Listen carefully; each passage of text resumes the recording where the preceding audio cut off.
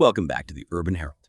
Today, our team is pausing for a moment of profound reflection. We're embarking on a very special, deeply significant deep dive. It is with truly heady hearts that we acknowledge a profound loss to the world of fashion and really to global culture itself. Yesterday, September 4th, 2025, we received the news that Giorgio Armani, the incomparable Re Giorgio, King Giorgio, passed away peacefully at his home in Milan, surrounded by those he loved. He was 91. It really does mark the end of an extraordinary era, but at the same time, it cements an eternal legacy.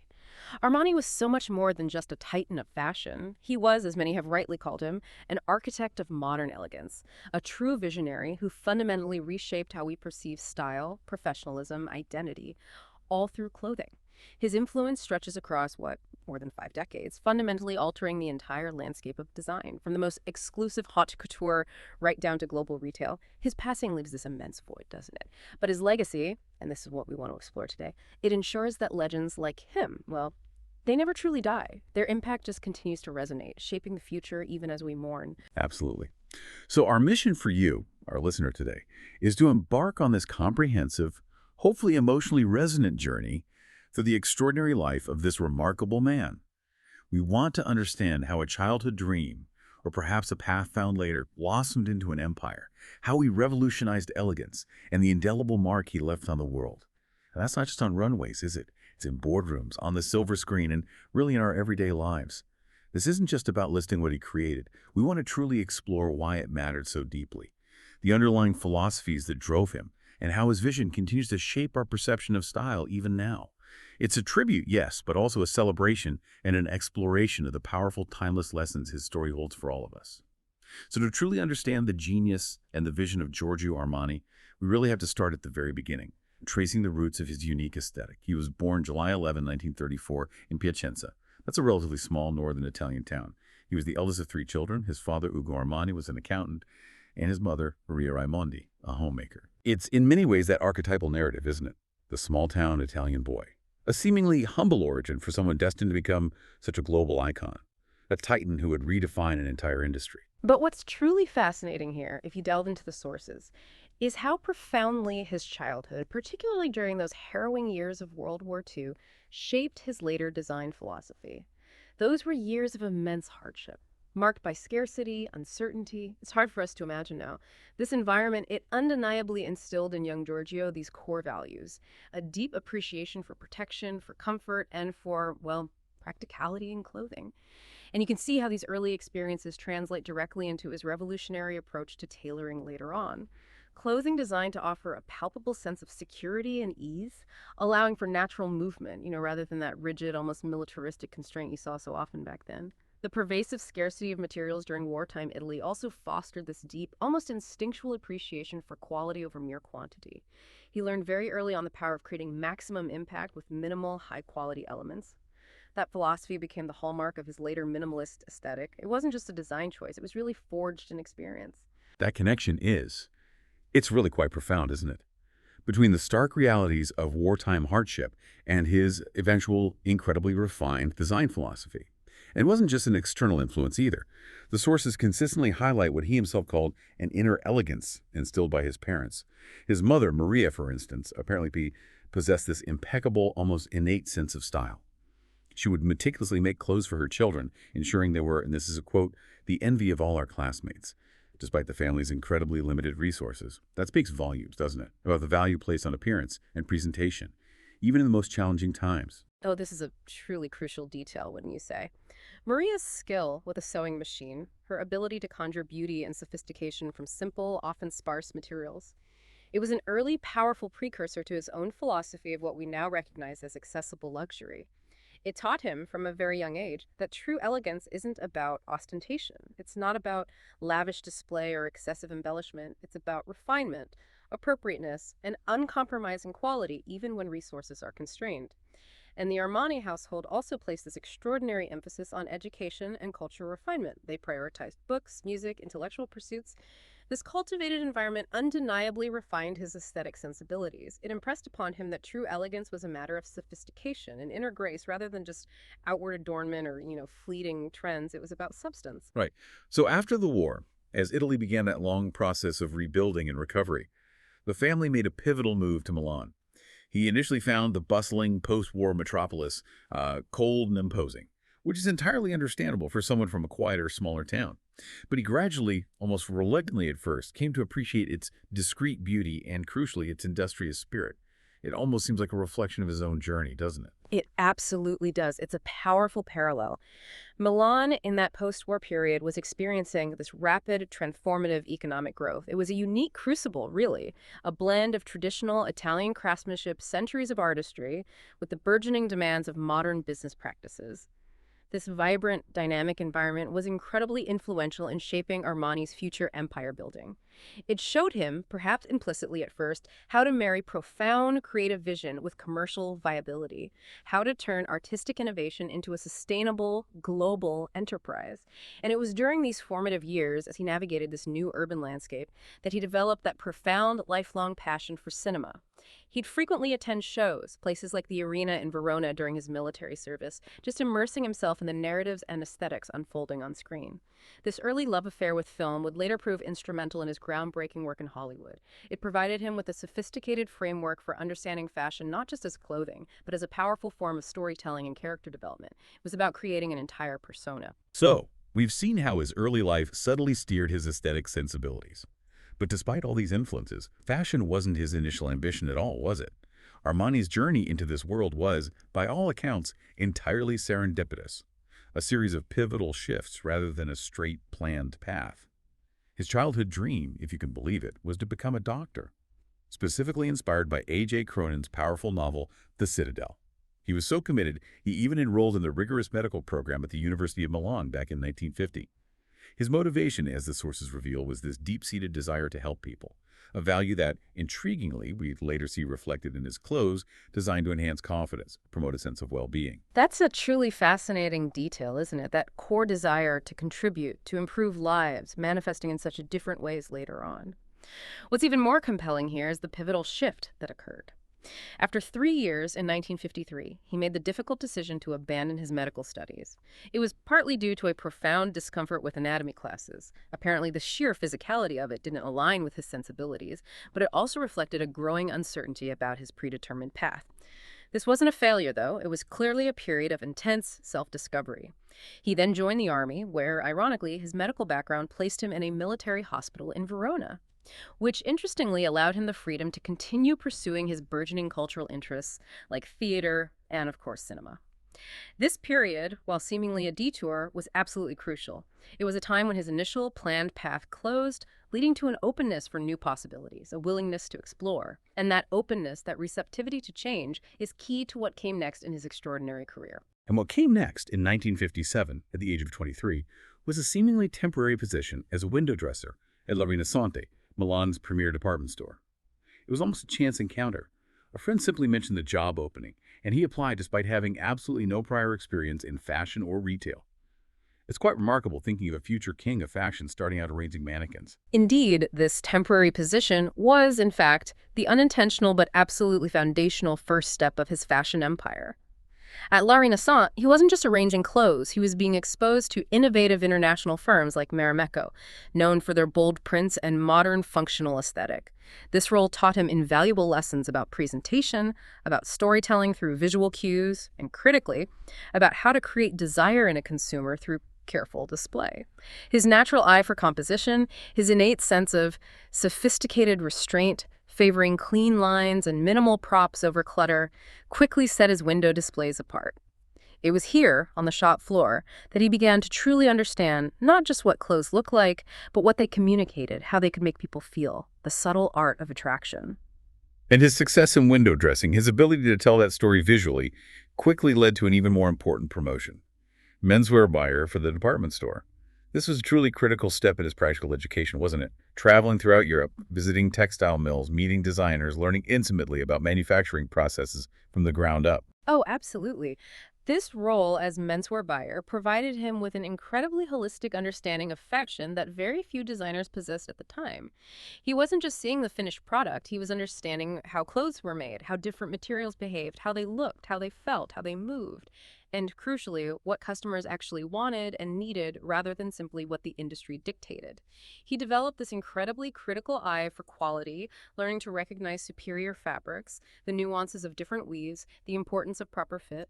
This was an invaluable hands-on education in craftsmanship and construction that would later define the very core of his brand. This period was truly his practical fashion university, you could say.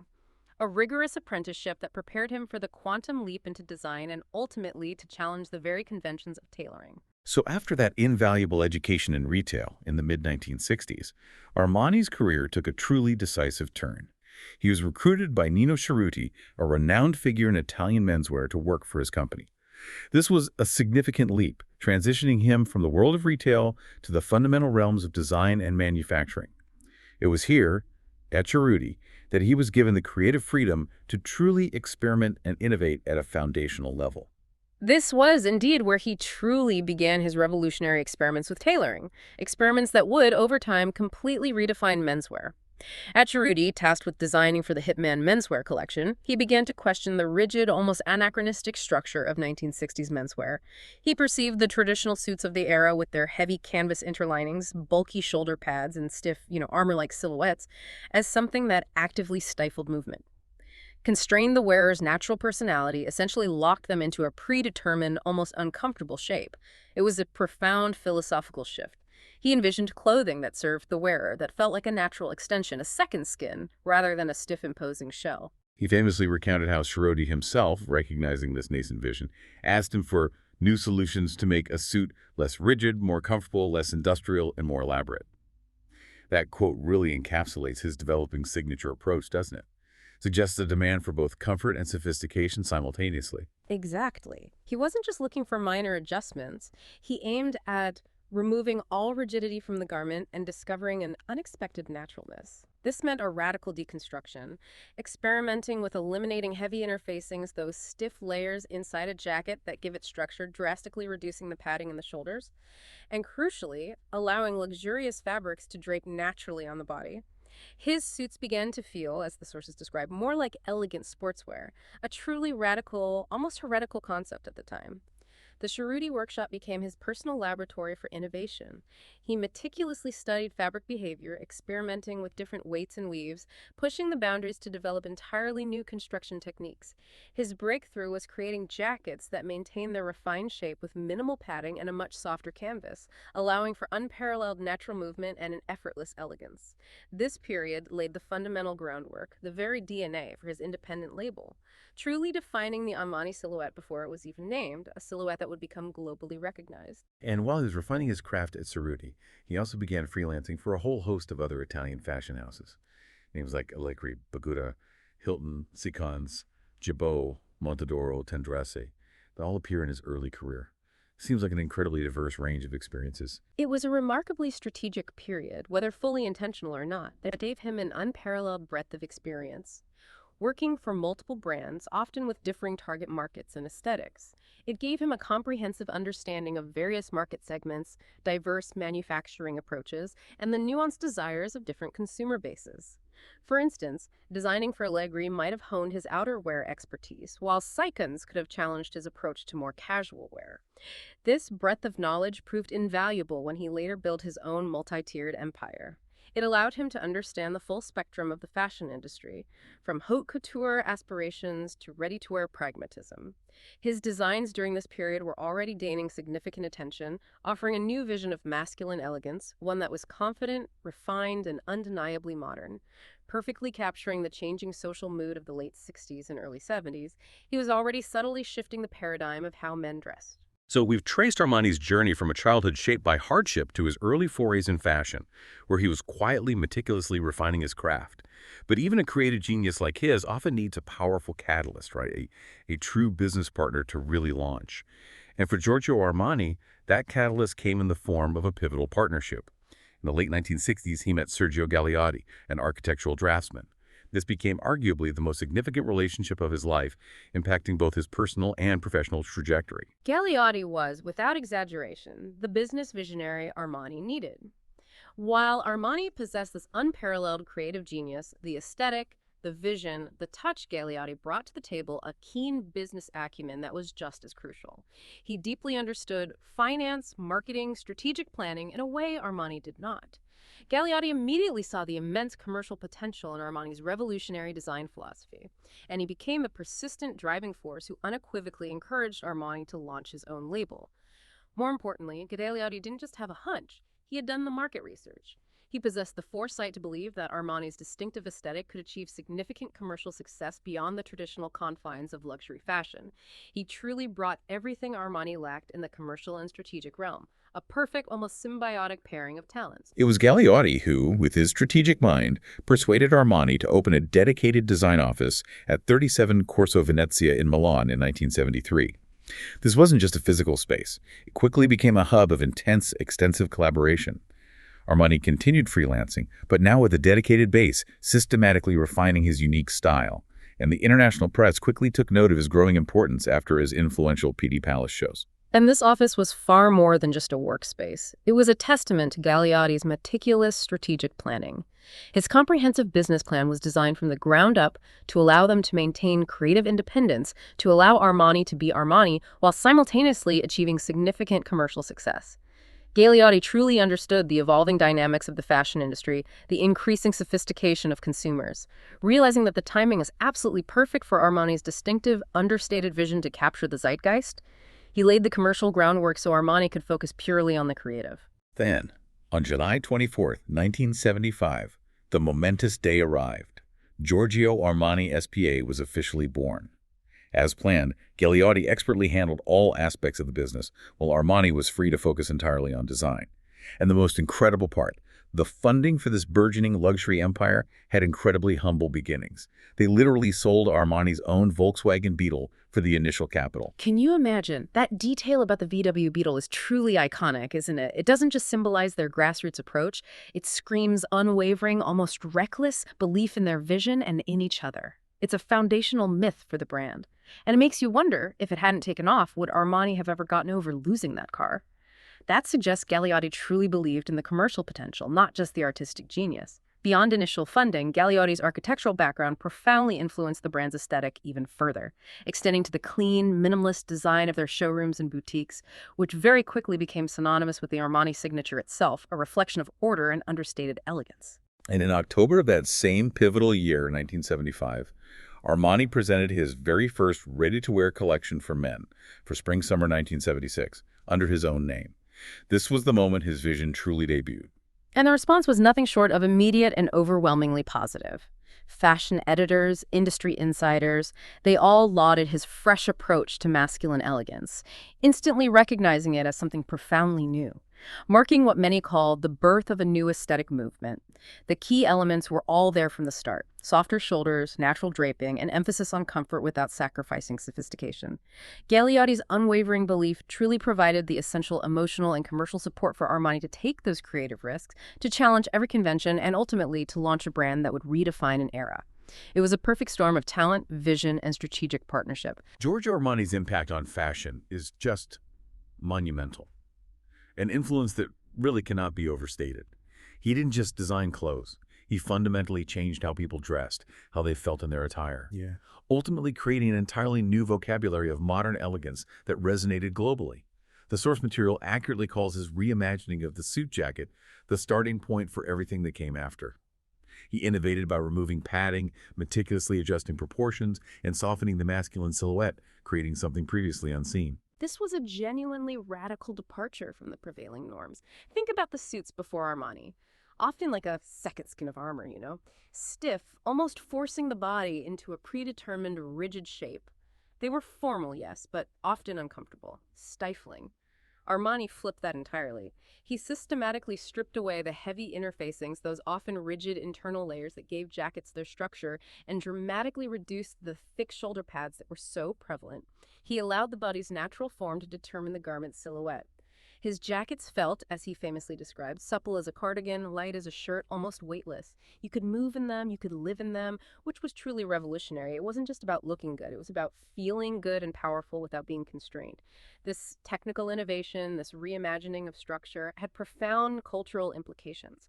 Armani suits represented a new form of masculinity. Confident, powerful, but never rigid or aggressively imposing. The Armani man quickly became a global archetype, successful, sophisticated, and crucially, secure enough in his own skin to prioritize comfort and understated elegance over ostentatious displays.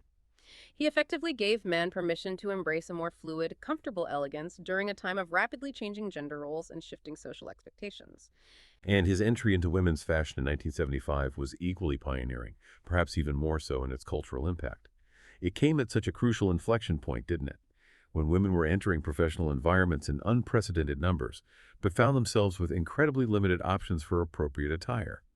They were often stuck between overly feminine, sometimes frilly outfits that lacked authority, or poorly copied, ill-fitting versions of menswear. He offered a revolutionary, elegant solution to this dilemma. He precisely created distinctly feminine clothing that projected unmistakable authority without sacrificing grace or comfort.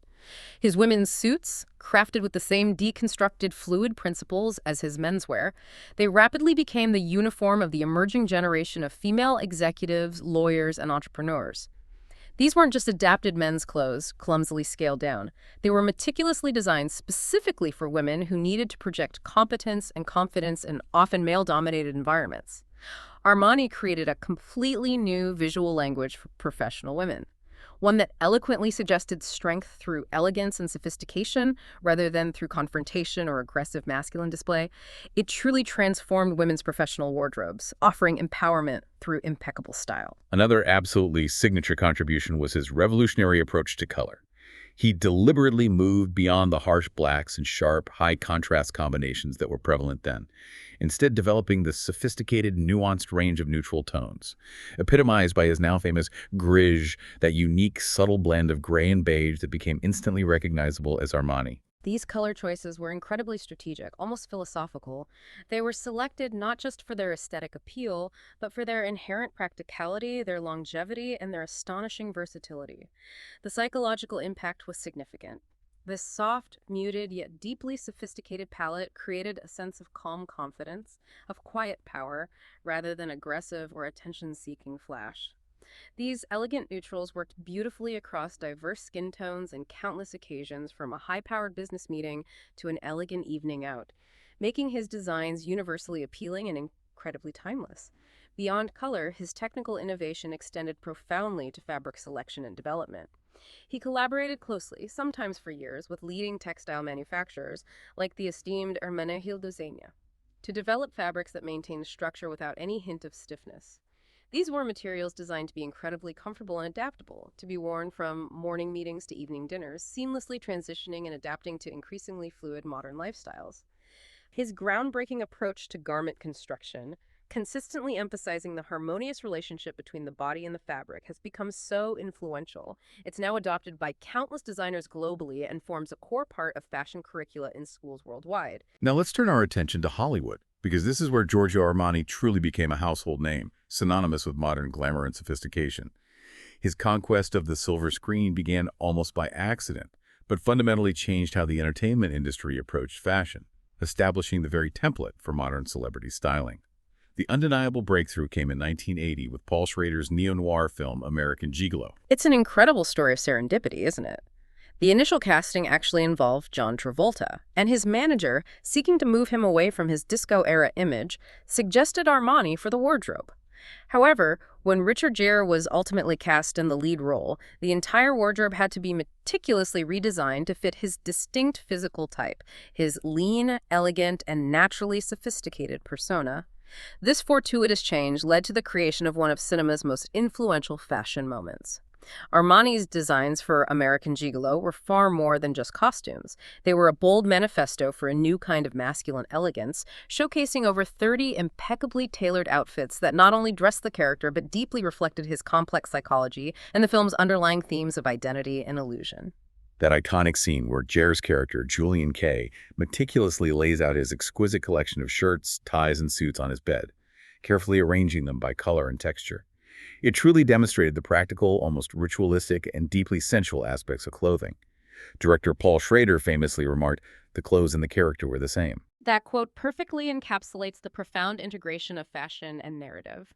This symbiosis between clothing and character development became an unmistakable hallmark of Armani's approach, and it deeply influenced how fashion would be utilized as a storytelling device in cinema for decades to come. The film's runaway success launched Armani directly into the American consciousness, making him Hollywood's undisputed go-to designer almost overnight. Men across America, captivated by Gier's cool sophistication, began to actively adopt the American gigolo look, from unstructured blazers and streamlined suits to the meticulous layering of neutrals. This effectively introduced his minimalist, elegant aesthetic to a massive American market and created immense, unprecedented demand for his brand. And this wasn't a one-off, was it? He went on to collaborate on over 200 films throughout his career, including classics like Brian De Palma's The Untouchables, Martin Scorsese's Goodfellas, even Christopher Nolan's The Dark Knight trilogy. This demonstrated his incredible versatility and his consistent ability to enhance narrative while always maintaining his distinctive aesthetic signature, proving his vision could transcend genres and directors. But his influence didn't stop at the big screen. Armani truly pioneered what we now call red carpet dressing as a strategic marketing and artistic endeavor. He was one of the very first designers to systematically dress celebrities for premieres and award ceremonies, recognizing their immense promotional potential and global reach long before it became standard practice. Indeed, it was a stroke of marketing genius. In 1988, he opened that sprawling, strategically located boutique on Rodeo Drive in Beverly Hills, and critically hired Wanda McDaniel, a former journalist, specifically to manage celebrity relations and dress Hollywood stars. McDaniel's role was truly revolutionary. She essentially created from scratch the modern profession of celebrity styling. This systematic, highly organized approach ensured that Armani garments appeared consistently at the most high-profile events, expertly associating the brand with success, glamour, and sophisticated aspiration in the public consciousness. Red carpet appearances became a powerful visual narrative for the brand, consistently reinforcing Armani's core values of timeless elegance over fleeting, trendy flash, creating unparalleled global visibility, and solidifying his status as the designer of choice for the world's most recognizable faces. Moving from the creative to the commercial, Giorgio Armani's business acumen was, in its own way, as impressive and visionary as his design talent. He masterfully transformed a single distinctive fashion label into a sprawling, diversified luxury empire, all while remarkably maintaining complete independence, which is incredible in an industry increasingly dominated by vast, publicly traded luxury conglomerates. This incredible expansion began with a highly strategic approach to brand architecture, what we might call his pyramid model. That's precisely it. In 1982, recognizing the need to reach a broader audience without diluting the prestige of his main line, he launched Emporio Armani. This was a younger, more accessible line specifically targeting 20-30-year-olds. Crucially, it maintained his core design principles, the clean lines, the sophisticated neutrals, the emphasis on comfort but at a more approachable price point, effectively democratizing luxury. The name Emporio itself, suggesting a marketplace or general store, reflected this aim for accessibility and variety, proving that a luxury brand could successfully operate across multiple price points without compromising its core identity. Then, in 1991, came AX Armani Exchange, his most accessible line, specifically targeting the American mass market. This was initially a controversial move within high fashion circles, seen by some as a step too far down market, but it proved to be a commercially brilliant strategy. AX stores had a distinct, more youthful aesthetic, but still retained that unmistakable Armani DNA, reaching a whole new generation of consumers. And then, at the pinnacle of this meticulously constructed pyramid in 2005, he launched Armani Privé, his haute couture line. This was the ultimate expression of luxury, reserved for ultra-high-net-worth clients, showcasing the absolute zenith of craftsmanship and artistic expression. Precisely. This multi-tiered strategy was revolutionary at the time and has since been widely adopted across the industry. It allowed the brand to operate across almost every price point, from accessible everyday wear to the absolute pinnacle of luxury, without compromising the overall brand narrative or its aspirational quality. But he didn't stop at fashion. Armani diversified into multiple complementary lifestyle sectors with an incredible, almost obsessive attention to detail. His fragrance division, launched in 1982 with L'Oreal, produced iconic scents like Acqua di Gio, which to this day remains one of the best-selling men's fragrances worldwide, a true testament to its timeless appeal. He also ventured successfully into home furnishings with Armani Casa, applying his signature minimalist aesthetic and philosophy of understated elegance to furniture, lighting, accessories, truly creating a complete cohesive lifestyle offering. And then a logical, albeit ambitious extension of that was hospitality, with the establishment of Armani hotels and resorts. These stunning properties in prime locations like Dubai and Milan offer an incredibly immersive brand experience. Every single detail, from the architectural design of the buildings to the bespoke amenities in each room, meticulously reflects his distinctive philosophy of luxury, comfort, and sophisticated restraint. You can literally live in the Armani world, embodying the brand's values in every aspect of your environment. And yes, even food and beverage, with Armani restaurants and cafes integrated within flagship stores and hotels, further extended the seamless brand experience. His core design philosophy translated seamlessly and powerfully into these incredibly diverse product categories, creating that truly cohesive Armani world we speak of, an empire built on a unified aesthetic vision.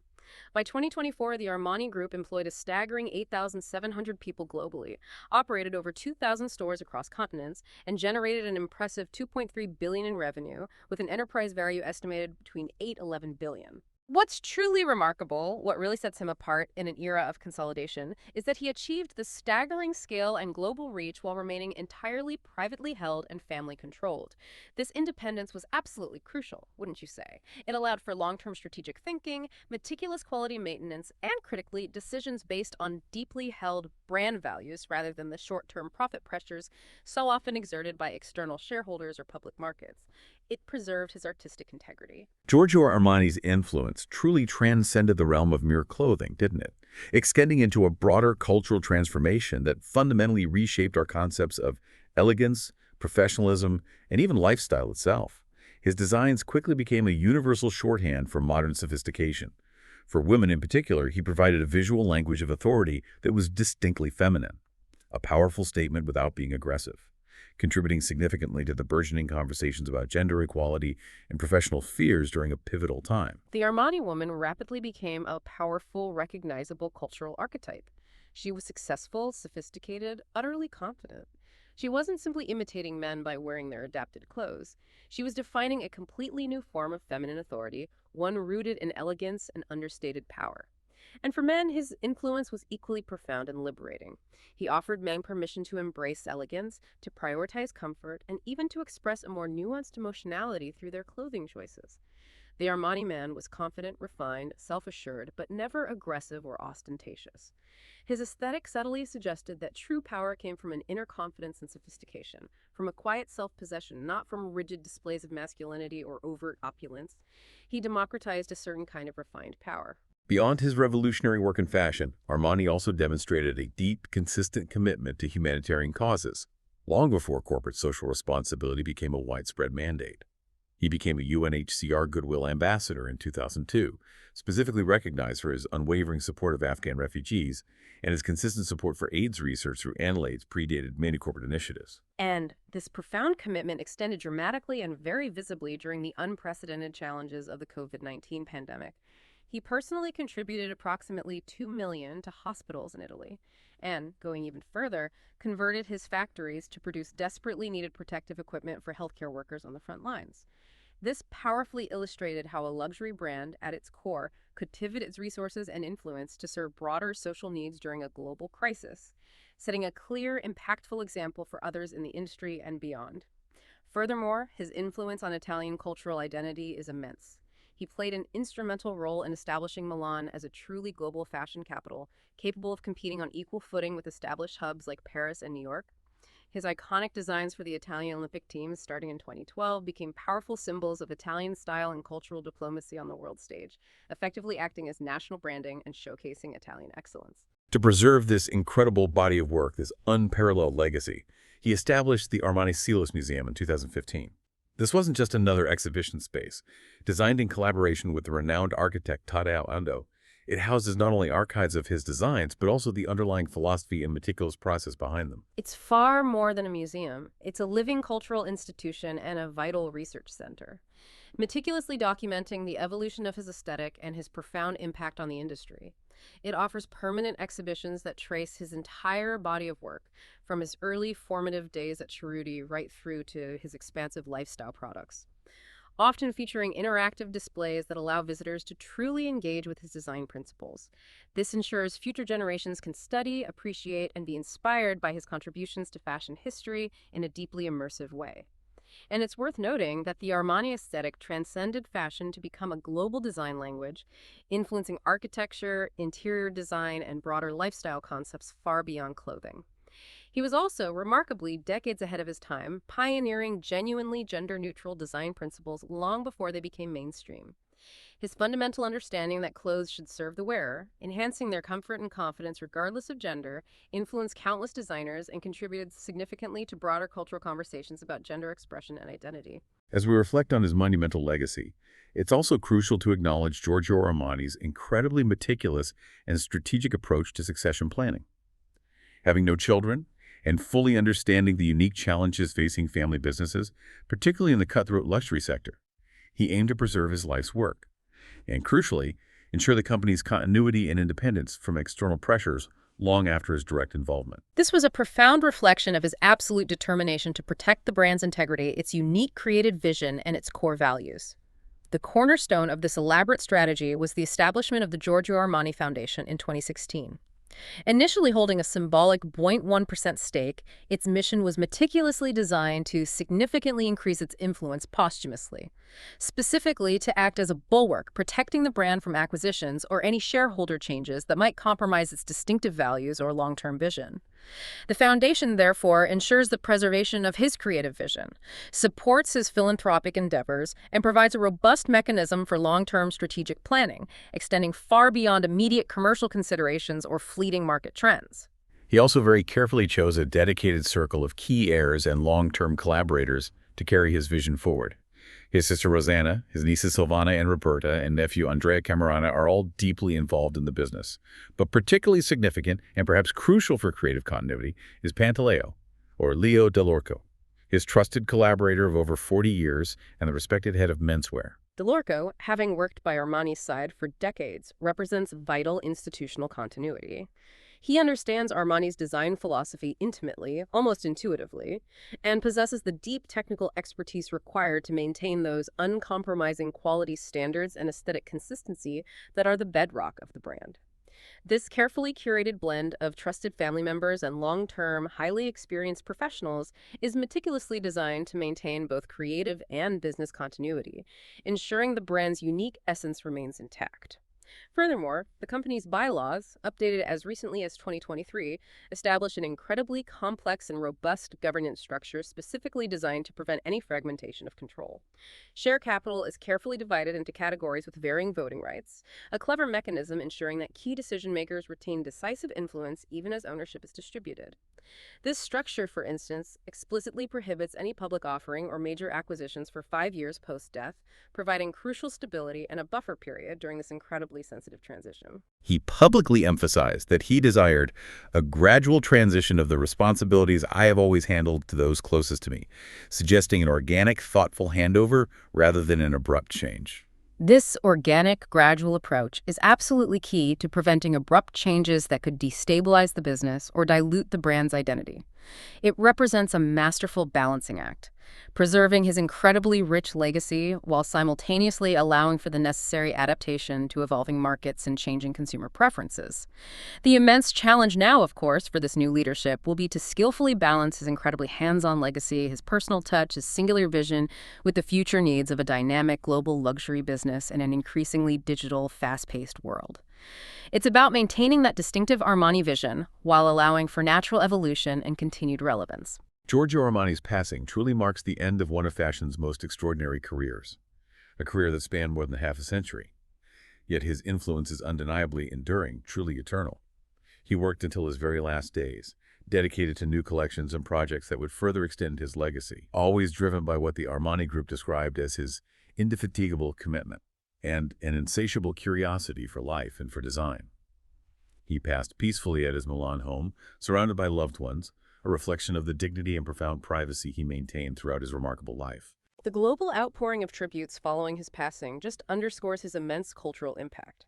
Julia Roberts, whom Armani famously dressed for her iconic 1990 Golden Globe appearance in that groundbreaking minimalist menswear-inspired suit, she called him a true friend, and a legend who changed how women could dress for success. Donatella Versace, a formidable figure in her own right, acknowledged that the world lost a giant today, praising his unparalleled craftsmanship and his unwavering commitment to Italian excellence. Anna Wintour, the formidable editor of Vogue, described him as the architect of modern elegance, noting his unique ability to make people feel not just stylish, but genuinely confident and sophisticated in his clothes. Even the Italian Prime Minister called him an ambassador of Italian excellence worldwide, and the mayor of Milan, a city he so profoundly shaped, announced immediate plans for a permanent memorial to honor his contributions. The sheer breadth and sincerity of these tributes speak volumes about his pervasive, enduring impact across diverse industries and cultures. The poignancy of his death, coming just months before the company's meticulously planned 50th anniversary celebrations during Milan Fashion Week, is palpable. These events, originally intended as joyous celebrations of a half-century of design, will now undoubtedly transform into profound, heartfelt tributes to his life and work. A public memorial at Milan's Armani Teatro allowed countless admirers to pay their respects, while a private funeral honored his deeply held desire for discretion and intimacy in his final moments. These events, while tinged with sadness, provided a vital sense of closure, but more importantly, they offered a collective opportunity for reflection on his unparalleled contributions and his singular vision. His influence, even now, continues to be profoundly incorporated into fashion education worldwide. His principles of deconstruction, natural draping, sophisticated minimalism, they're taught as fundamental tenets in curricula globally. His unwavering emphasis on timeless design offers a powerful, much-needed alternative to the environmental and social costs of fast fashion, advocating for longevity and quality.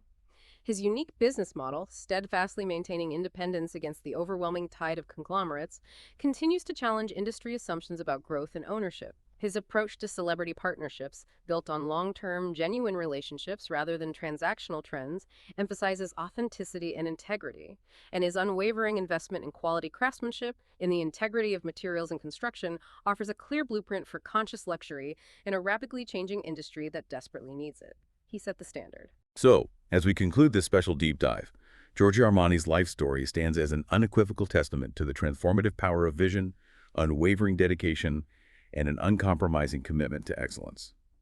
His greatest achievement, perhaps, was the democratization of elegance, making sophisticated design accessible across all market segments, from the global high street to the most exclusive couture salons, without ever compromising on the intrinsic quality or aesthetic integrity that defined his name.